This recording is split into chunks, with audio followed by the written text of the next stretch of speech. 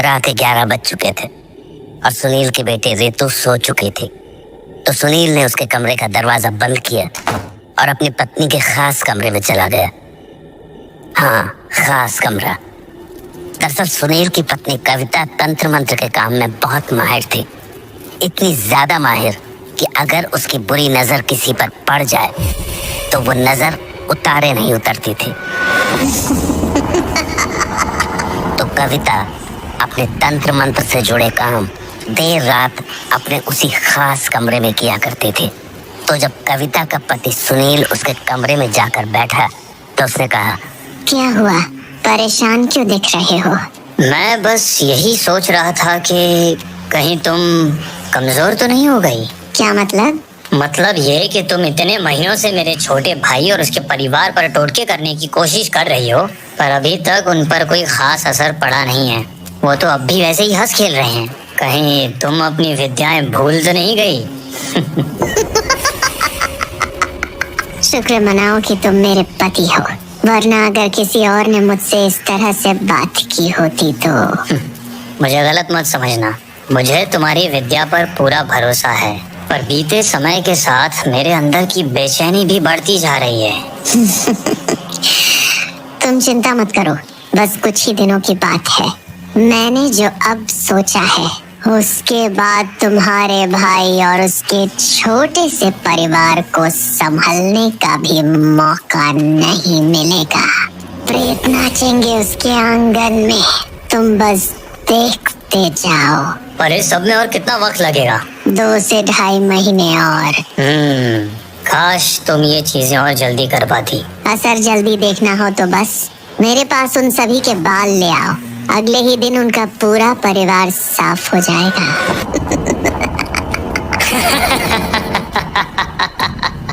कविता का वो खास कमरा उसके और सुनील के ठहाकों से गूंज रहा था, पर वो दोनों ये नहीं जानते थे कि उनका छोटा भाई अनिल खिड़की से छिपकर उनकी सारी बातें सुन रहा था।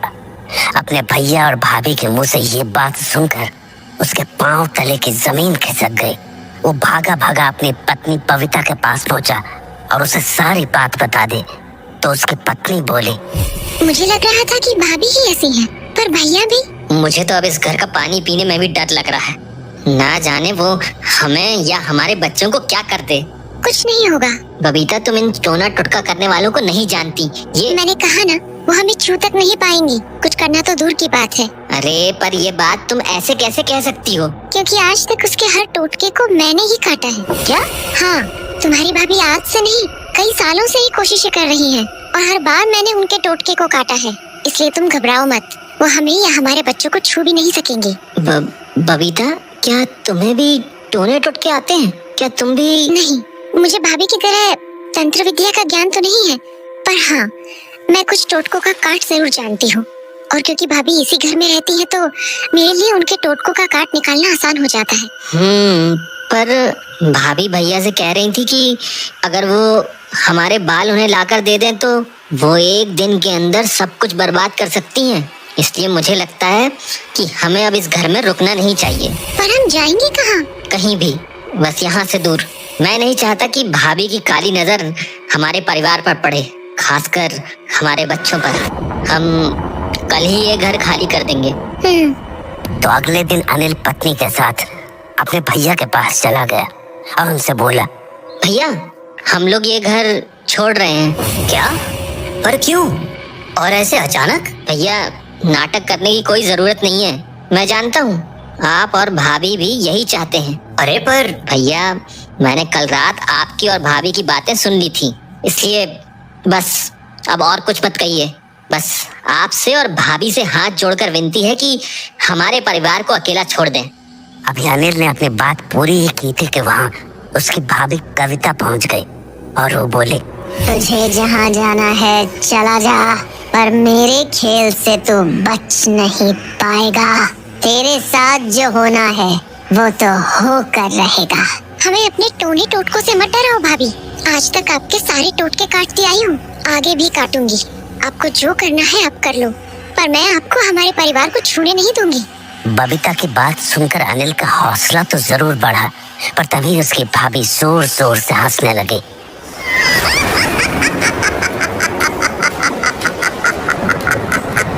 2 महीने, बस 2 महीने में तुझे समझ आ जाएगा कि मैं क्या कर सकती हूँ। तेरे घर पे मातम नहीं मनवा दिया तो मेरा नाम कविता नहीं। अपनी भाभी के मुंह से ऐसी बातें सुन के अनिल और सहम गया और उसने वो घर छोड़ दिया। पर नए घर में आने के बाद भी बुरे ख्यालों ने उसका पीछा नहीं छोड़ा था। उस घर को छोड़े हुए 1 हफ्ता हो चुका है, फिर भी मन में अजीब अजीब ख्याल आ रहे हैं। कहीं भाभी ने जो कहा है वो सच ना हो जाए। मैंने कहा ना, तुम परेशान मत हो, मुझे अपने बजरंग बली पर पूरा भरोसा है, वो ऐसा कुछ नहीं होने देंगे। पर अगर भाभी ने सचमुच कर दिया तो? पता नहीं, मेरा तो दिल बैठा जा रहा है।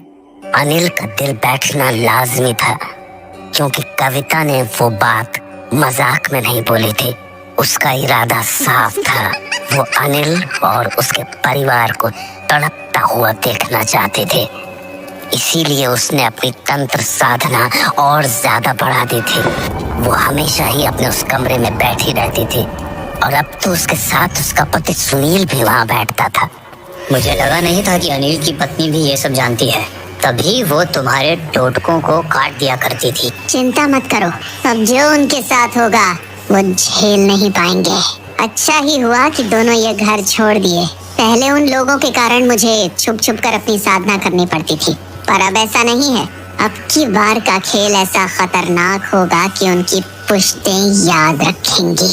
अब की बार मैं उन पर वो छोड़ूंगी जिससे छुटकारा तभी मिलेगा जब उनके शरीर से प्राण निकल जाएंगे।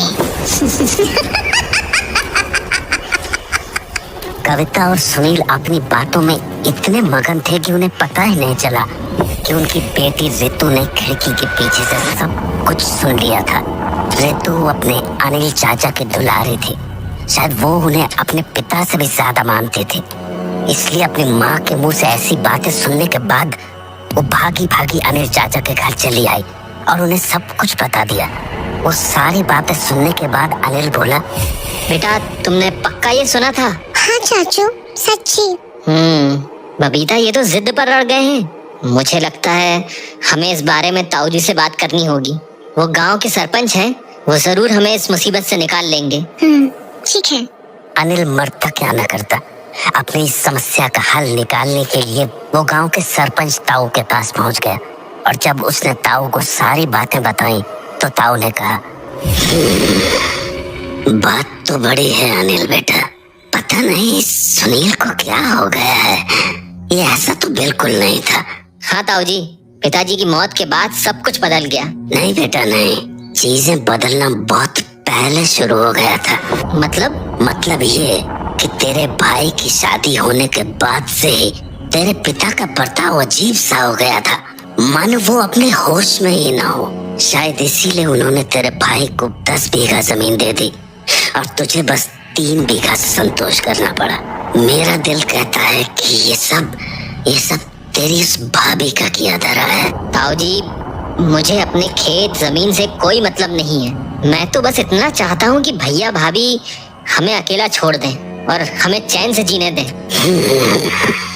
एक काम करते हैं, सुनील के घर चल के उससे बात करते हैं, क्या पता वो मेरी बात मान जाए।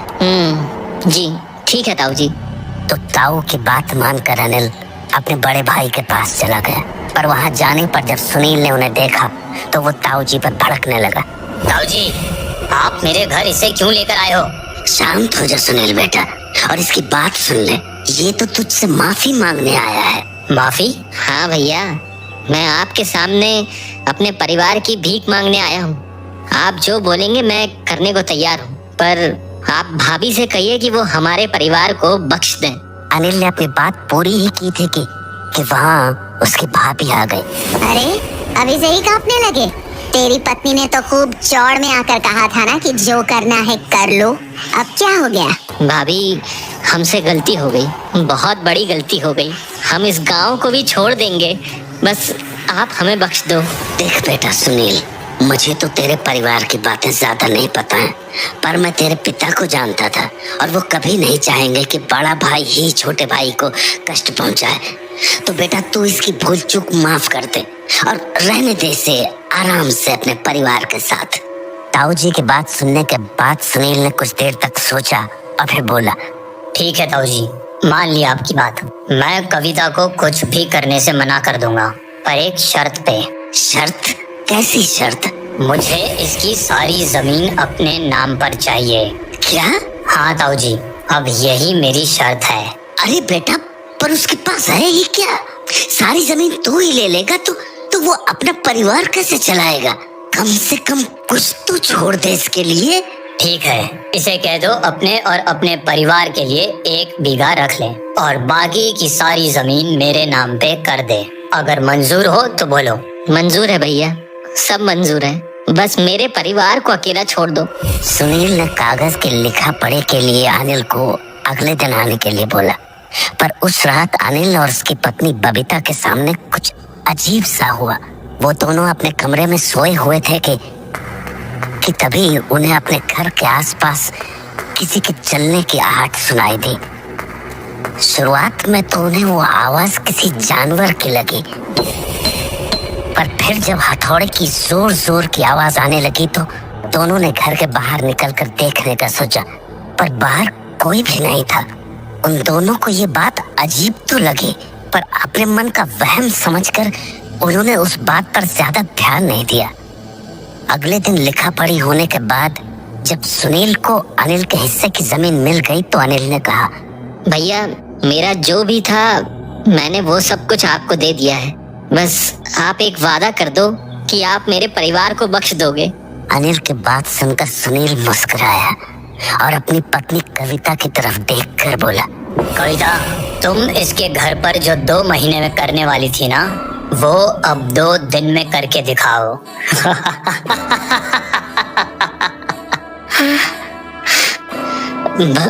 भैया ऐसा मत करो, मैं आपके हाथ जोड़ता हूँ। अब हाथ जोड़ने का कोई फायदा नहीं है, क्योंकि खेल शुरू हो चुका है। घर जा, तुझे सब समझ आ जाएगा। कविता की बात सुनते ही अनिल ताऊ जी के साथ भागा भागा अपने घर पहुंचा। वहां देखा तो उसकी पत्नी सामने के आंगन में बैठकर बेटे के पैरों में पट्टी बांध रही थी। बेटे के पैरों से खून निकलता देखकर उसने पूछा, ये इसके पैर में चोट कैसे आ गई? पता नहीं, अभी तो ठीक ठाक खेल रहा था, ना जाने वहाँ कोने पे कौन कील ठोक गया, वही कील इसके पैर में चुभ गई। कील ठोक गया? हाँ, वहाँ आंगन के कोने में। अनिल को ये बात थोड़ी अजीब सी लगी और लगनी भी चाहिए थी। भला उनके आंगन में जमीन पर कील किसने ठोक दी? वो बैठा बैठा उस कील को देख ही रहा था कि तभी ताऊ जी वहाँ आ गए और बोले, बेटा बहुत बड़ी दिक्कत हो गई है। हाँ? क्या हुआ ताऊ जी? तेरे घर के चारों कोनों में ऐसी ही कील ठोकी हुई है। ये कोई आम टोटका नहीं है। तूने किसी को देखा था ये सब करते? नहीं ताऊ जी, मैंने तो ऐसा कुछ नहीं। पर कल रात हमें घर के बाहर से हथौड़े की आवाज आ रही थी, पर बाहर आकर देखा तो कोई भी नहीं था। पक्का ये काम कल रात को ही किया गया है। पर इसका मतलब क्या है ताऊ जी? बेटा ऐसी कीलें तभी ठोकी जाती हैं जब किसी के घर को बांधना होता है। बांधना? मैं समझा नहीं ताऊ जी। बेटा ये खेल तेरी भाभी का ही है और अब वो शायद कुछ ऐसा करने वाली है जिसका अंजाम बहुत भयानक हो सकता है। पर ताऊ जी मैं अब क्या करूं? कल सुबह तैयार रहना, हम लोग पास के एक गांव में चलेंगे। वहाँ एक बहुत ज्ञानी पंडित बैठते हैं जिनके सामने ऐसे टोने टोटकों की कोई बिसात नहीं, पर वो रोज सुबह आधे घंटे ही बैठ पाते हैं और बस 10-11 लोग ही देखते हैं। तो अगर कल सुबह तेरी बारी आ गई तो समझ ले कि कल के कल ही ये तेरी सारी बला छूट जाएगी। ठीक है ताऊ जी। लेकिन हाँ, तुझे आज रात होशियार रहना होगा। मतलब बेटा आज की रात तेरे घर पर प्रेत तांडव करेंगे। तुझे ऐसी ऐसी चीजें दिखेंगी जो तूने अपने सपने में भी नहीं सोची होंगी। इसलिए आज की रात तुझे और तेरे परिवार वालों को बहुत हिम्मत रखनी होगी। ताऊ जी क्या मैं अपने परिवार को लेकर बाहर नहीं जा सकता, बस आज रात के लिए? बेटा, जो तेरी भाभी ने किया है ना, उससे छुटकारा पाना इतना आसान नहीं होता है। तू कहीं भी चला जाएगा पर इस बंधन से नहीं बच पाएगा।